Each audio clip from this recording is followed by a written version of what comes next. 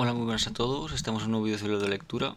Esta vez vamos a hablar de la última parte ya del capítulo 5 del libro de los condenados de la tierra. Un libro que en particular me gusta bastante. Y bueno, el siguiente libro va a ser de Thomas Sankara, que creo que se llama Somos los herederos de las revoluciones del mundo. Y alguno más por ahí, como el tema del colonialismo y tal. Y después, seguramente después de 2 o 3 libros más el tema del colonialismo, pasaría como un poco más marxismo a la base, rollo el manifiesto comunista y cosas así, como la base de lo que es el marxismo. Y bueno, vamos a empezar con el capítulo 5. Fanon inicia este capítulo señalando cómo el colonialismo no se limita a ocupar territorios o explotar recursos, también produce un imaginario sobre los dominados. En el caso de Argelia y el Magreb en general, los colonizadores franceses elaboraron un estereotipo insistente. El árabe sería, por naturaleza, un ser criminal, impulsivo y violento.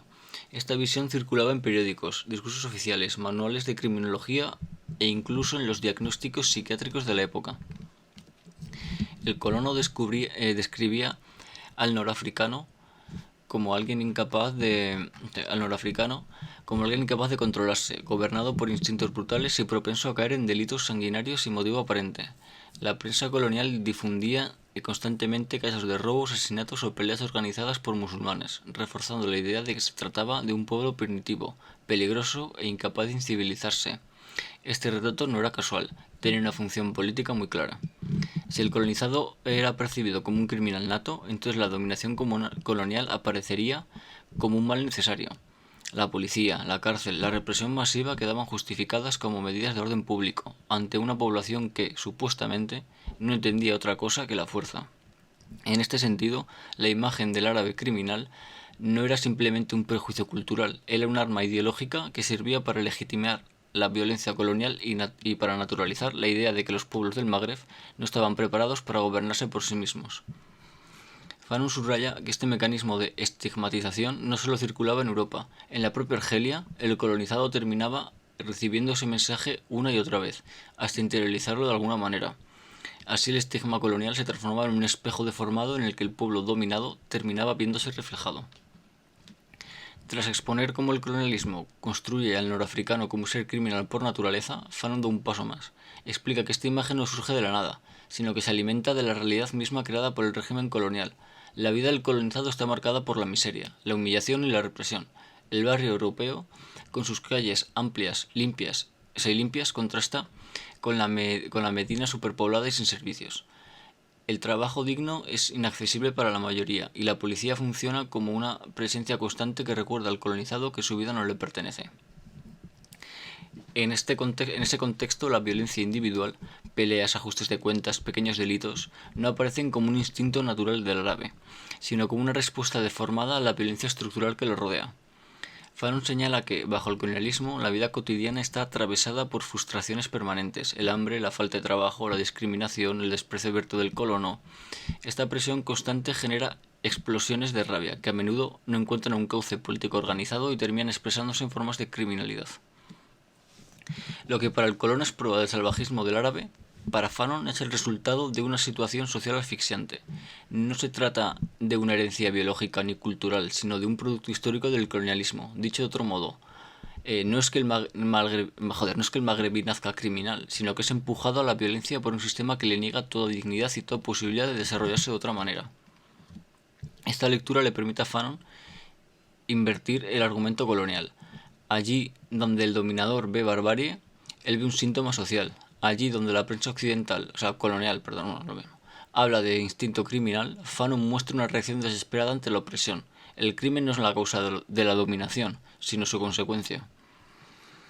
Fanon analiza cómo el colonizador, en su empeño por justificar la dominación, construye un relato en el que el colonizado aparece como un ser violento por naturaleza. En esta supuesta impulsividad criminal se convierte en una categoría racializada. El colonizado no roba por hambre ni ataca por necesidad, sino por su sangre, su instinto y su biología lo empujan al crimen. Bajo este prisma, el norafricano es presentado como alguien incapaz de dominarse, prisionero de sus pasiones, siempre al borde del estallido. El colonialismo se apoya en la criminología y en la psiquiatría coloniales para darles a este mito un barniz científico. Los manuales médicos, los informes judiciales y los estudios de criminólogos europeos repiten una y otra vez que los pueblos colonizados son incapaces de comportarse de acuerdo con la moral civilizada. No importa si las condiciones materiales, miseria, represión, explotación, explican los delitos. Todo se traduce en un problema de carácter de raza. Así, el robo de pan por hambre se interpreta como afirmación de la tendencia innata al hurto, y un acto de resistencia contra la policía se describe como un arrebato salvaje. Esta construcción del colonizado como acto criminal nato cumple una doble función. Por un lado, justifica la violencia represiva. Si el colonizado es intrínsecamente peligroso, el colonizador aparece como un garante del orden y de la seguridad. Por otro lado, permite negar el carácter político de la resistencia. El gesto rebelde no es visto como lucha, sino como descontrol animal. En esa operación ideológica, el colonizador transforma cada delito en prueba de inferioridad, borrando las causas sociales que lo originan. Fanon subraya que este mito de la criminalidad innata fue especialmente fuerte en el Magreb. Allí la colonización francesa retrató al árabe como perezoso, impulsivo y propenso al crimen, una figura que debía ser constantemente vigilada. El discurso colonial insistía en que, sin la policía y el ejército europeo, la sociedad se sumergiría en el caos absoluto. Con ello el dominio colonial se presentaba no como explotación, sino como misión civilizadora indispensable. Lo decisivo en este análisis es que la idea del criminal nato no solo circulaba en los despachos coloniales o en los tribunales, también calaba en los propios colonizados que, bombardeados durante años con esa representación, podían llegar a interiorizarla.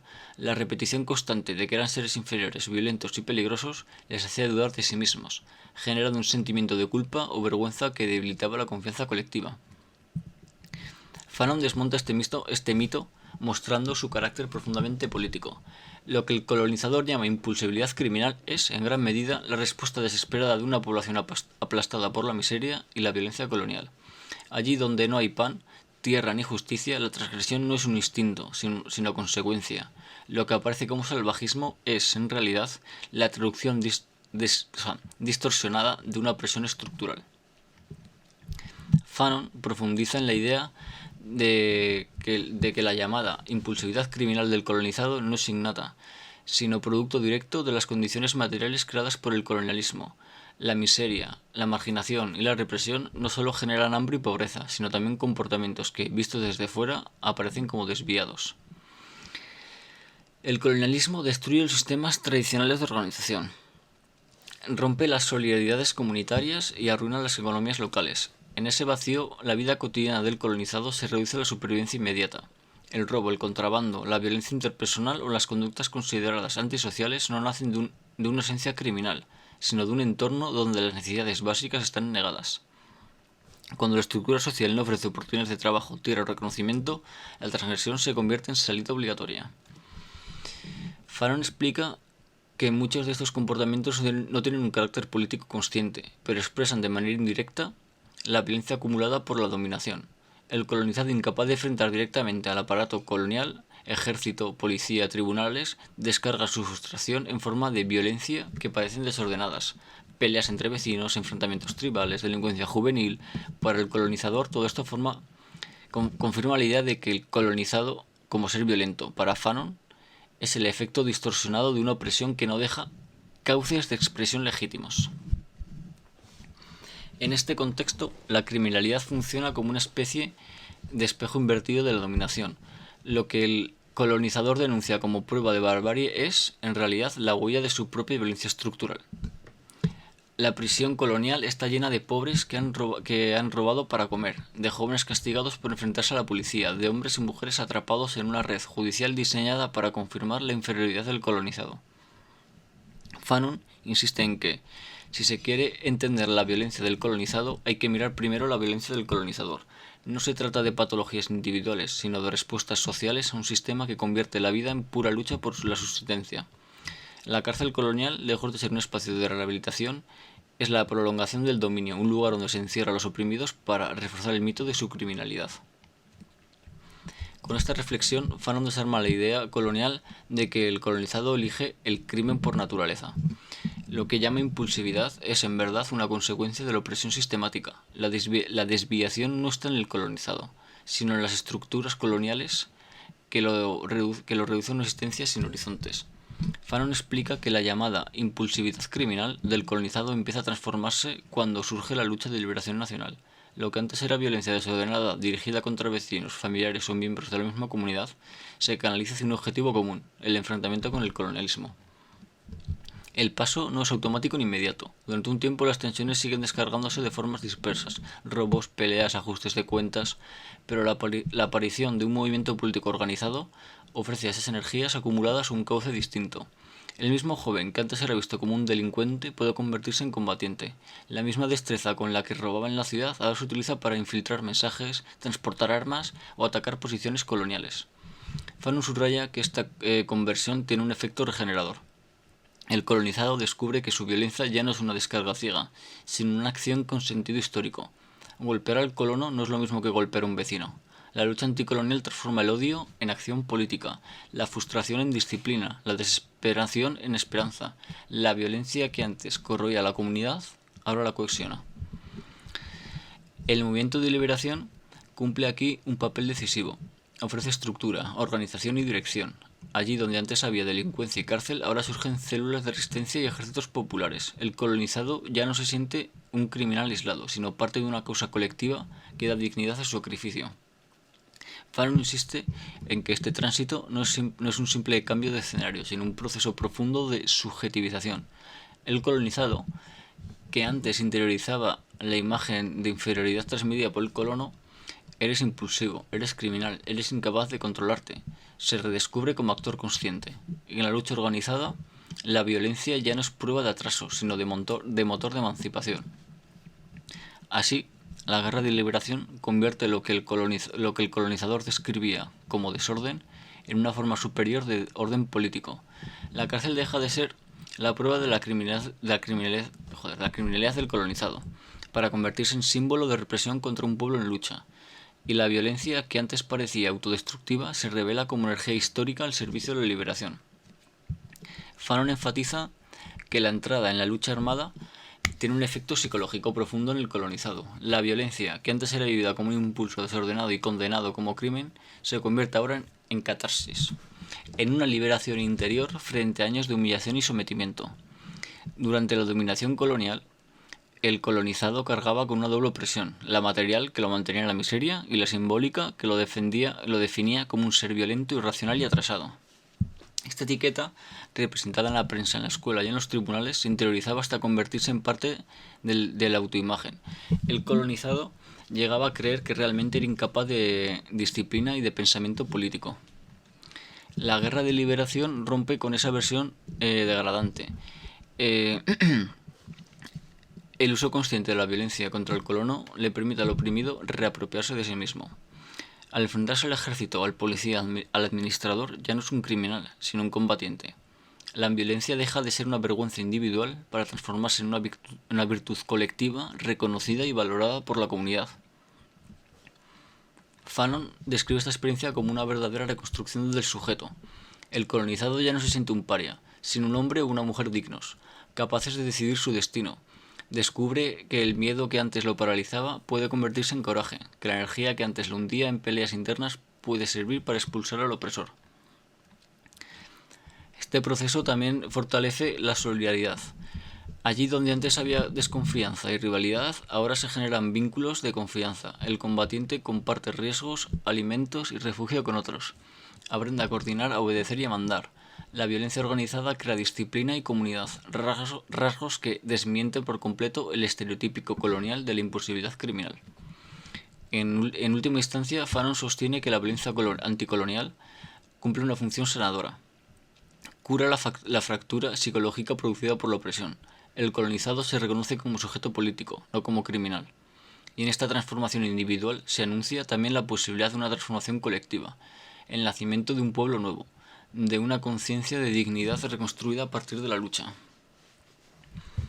Fanon explica que la violencia anticolonial no se queda en el plano psicológico individual. Ese primer efecto catártico liberar al colonizado de la imagen degradante que el colono le había impuesto, se amplía y se convierte en un motor de proyecto colectivo. La guerra de liberación, dice Fanon, no es solo transformar al individuo aislado, sino que da lugar a un pueblo nuevo. La experiencia de combatir juntos, de compartir riesgos y victorias, genera una conciencia distinta. El colonizado descubre que no está solo, que su sufrimiento es común y que la liberación no es un sueño personal, sino una tarea colectiva. Aquí la violencia cumple un papel organizador. Fanon subraya que al contrario de lo que decía el discurso colonial, la violencia no produce caos, sino disciplina. Las guerrillas, los comités de base, las redes de apoyo popular requieren planificación, reglas, responsabilidades claras. En ese aprendizaje de organización se van creando las bases de un nuevo orden político. El colonizado, antes visto como un ser dominado por impulsos, aprende en la lucha a construir jerarquías horizontales, a confiar en otros, a someter decisiones al colectivo. Cada acción armada se convierte en un ejercicio de democracia práctica. Se debate, se acuerda, se evalúa. La violencia deja de ser un estallido ciego y se transforma en pedagogía política. De esta manera, el paso de lo individual a lo colectivo significa que la catarsis no se agota en restaurar la autoestima del colonizado. También abre el camino para la construcción de una conciencia nacional auténtica, que ya no se basa en símbolos vacíos, sino en la experiencia compartida de combate. Fanon insiste en que solo en este cruce entre violencia, disciplina y organización pueden hacer un nuevo orden. No basta con derribar al colono, hay que convertir la energía de la rebelión en cimientos para una sociedad distinta. Por eso, la guerra de liberación no es solo destrucción, es también escuela de creación, donde el pueblo aprende a gobernarse y a reconocerse como sujeto histórico. Fanon cierra este apartado subrayando que la guerra de liberación no es únicamente un medio para expulsar al colono, es sobre todo una escuela de transformación humana. La violencia, lejos de reducir al colonizado a un ser instintivo, lo eleva a un plano nuevo de conciencia y dignidad. El colonizado, al levantarse contra el dominio colonial, rompe no solo con el miedo que lo paralizaba, sino también con la imagen degradante que le habían impuesto. En el combate descubre que puede decidir, que tiene valor y que su acción pesa en la historia. Ese descubrimiento, insiste Fanon, es el nacimiento de lo que llama el hombre nuevo. Este hombre nuevo no imita al colonizador ni busca aprobación de sus valores. Tampoco se refugia en un pasado glorioso idealizado. Su identidad surge de la experiencia concreta de la lucha, del compañerismo en la guerrilla, del esfuerzo compartido en los pueblos, de la capacidad de organización y resistir. En este proceso el individual se funde con lo colectivo y la dignidad deja de ser un sueño abstracto para convertirse en una práctica cotidiana. Fanon recalca que este cambio no es retórico ni psicológico únicamente. El hombre nuevo aparece en las canciones populares creadas durante la lucha, en los relatos transmitidos de generación en generación, en las instituciones nacientes que ensayan formas de autogobierno.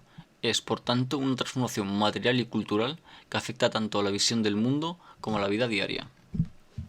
La violencia, que en un inicio era catarsis, se convierte así en acto fundacional. Con ella se derrumba el orden colonial y al mismo tiempo se gesta una subjetividad distinta. Un pueblo que se sabe protagonista y que rechaza volver a ocupar el lugar de subordinado. En palabras de Fanon, la lucha de liberación no solo cambia quién gobierna, sino qué significa ser humano. Al destruir las jerarquías impuestas por el colonialismo, abre la posibilidad de una humanidad renovada, basada en igualdad y en la capacidad de cada pueblo de decidir su propio destino. Vale, esto es como la parte esta que queda. Y ahora voy a leer lo de la conclusión directamente del libro, que son 4 páginas. Y con esto ya hemos acabado de verdad el libro de Los condenados de la tierra. Compañeros, hay que decidir desde ahora un cambio de ruta. La gran noche en la que estuvimos sumergidos, hay que sacudirla y salir de ella. El nuevo día que ya se apunta debe encontrarnos firmes, alertas y resueltos. Debemos olvidar los sueños, abandonar nuestras viejas creencias y nuestras amistades de antes. No perdamos el tiempo en estériles letanías o en mimetismos nauseabundos. Dejemos esa Europa, que no deja de hablar del hombre al mismo tiempo que lo asesina donde quiera que lo encuentra, en todas las esquinas de sus propias calles, en todos los rincones del mundo. Hace siglos que Europa ha detenido el progreso de los demás hombres y los ha sometido a sus designios y a su gloria. Hace siglos que, en nombre de una pretendía aventura espiritual, agua a casi toda la humanidad. Véanle ahora, oscilar entre la desintegración atómica y la desintegración espiritual, y sin embargo, en su interior, en el plano de las realizaciones, puede decirse que ha triunfado en todo. Europa ha asumido la dirección del mundo con ardor, con cinismo y con violencia.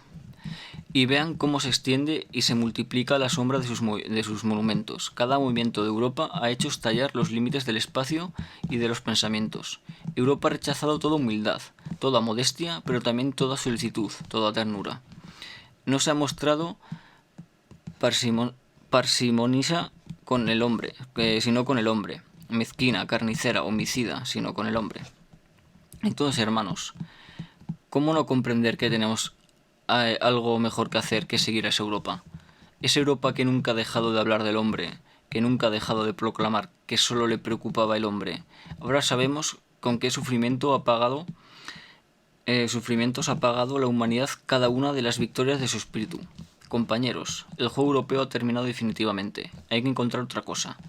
Podemos hacer cualquier cosa ahora a condición de no imitar Europa, a condición de no dejarnos obsesionar por el deseo de alcanzar Europa. Europa ha adquirido tal velocidad, loca y desordenada, que escapa ahora a todo conductor, a toda razón, y va con un vértigo terrible hacia un abismo del que más vale alejarse lo más pronto posible. Es verdad, sin embargo, que necesitamos un modelo, esquemas, ejemplos. Para muchos de nosotros el modelo europeo es el más exaltante, pero en las páginas anteriores hemos visto los chascos a que nos conducía esta imitación. Las realizaciones europeas, la técnica europea, el estilo europeo deben dejar de tentarnos y de desequilibrarnos. Cuando busco al hombre en la técnica y el estilo europeo, veo una sucesión de negaciones del hombre, una avalancha de asesinatos. La condición humana, los proyectos del hombre, la colaboración entre los hombres en tareas que acrecientan la totalidad del hombre, son problemas nuevos que exigen verdaderos inventos. Decidamos no imitar a Europa y orientemos nuestros músculos y nuestros cerebros a una dirección nueva. Tratemos de inventar al hombre, total que Europa ha sido incapaz de hacer triunfar. Hace 2 siglos, una antigua colonia europea decidió imitar a Europa. Lo logró, hasta tal punto que los Estados Unidos de América se han convertido en un monstruo donde las taras, las enfermedades y la humanidad de Europa han alcanzado terribles dimensiones. Compañeros, ¿no tenemos otra cosa que hacer sino crear una tercera Europa? Occidente ha querido ser una aventura del espíritu. En nombre del espíritu europeo, por supuesto, Europa ha justificado sus crímenes y ha legitimado la esclavitud en la que mantiene a las 4/5 partes de la humanidad. Sí, el espíritu europeo ha tenido singulares fundamentos. Toda la reflexión europea se ha desarrollado en sitios cada vez más desérticos, cada vez más escarpados. Así se adquirió la costumbre de encontrar allí cada vez menos al hombre.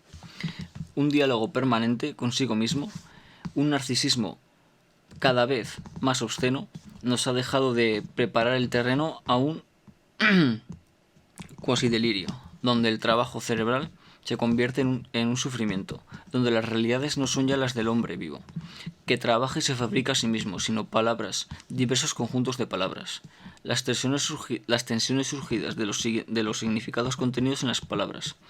Ha habido europeos, sin embargo, que han invitado a los trabajadores europeos a romper ese narcisismo y a romper con ese irrealismo. En general, los trabajadores europeos no han respondido a esas llamadas, porque los trabajadores también se han creído partícipes de la aventura prodigiosa del espíritu europeo.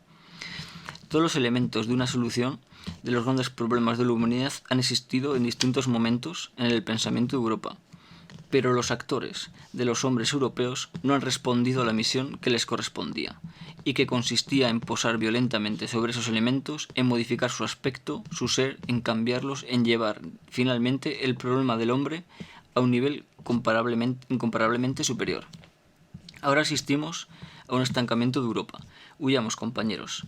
En ese movimiento inmóvil en el que la dialéctica se ha transformado poco a poco en lógica de equilibrio, hay que reformular el problema del hombre.